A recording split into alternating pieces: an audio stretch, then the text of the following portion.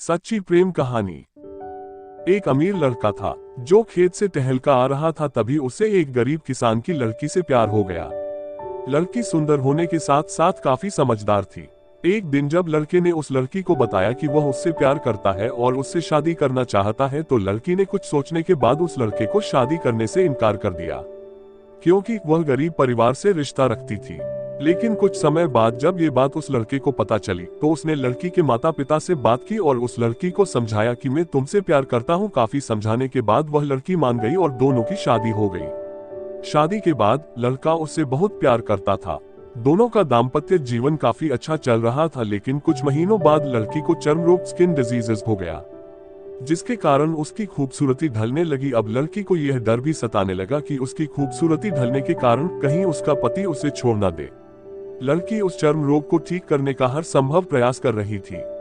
समय बीत रहा था और लड़की की खूबसूरती धीरे धीरे ढल रही थी। एक दिन वह लड़का एक काम से दूसरे शहर गया। लड़का जब वहां से वापस आ रहा था, तो उसका रास्ते में एक कार के साथ एक्सीडेंट हो गया। उस दुर्घटना के दौरान लड़के की आंखें की रोशनी चली गई।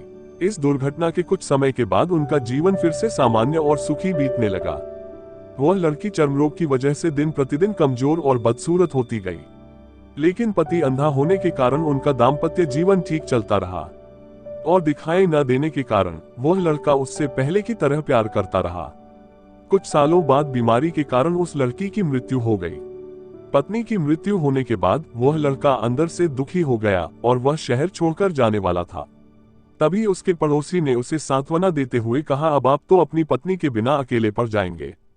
वह आपका काफी ख्याल रखती थी, अब आपका जीवन अंधकार में कैसे व्यतीत होगा।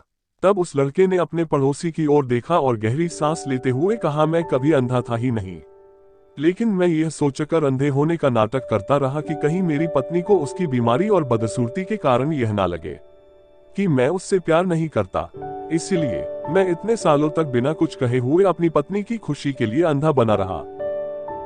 यह बात सुनकर पड़ोसी की आंखों से आंसू छलक आए और वह लड़का वहां से उठकर चला गया। शिक्षा, अगर आप जीवन भर खुश रहना चाहते हैं तो आप लोगों की कमियों की तरफ ही नहीं, उनकी खूबियों की तरफ भी गौर करिए।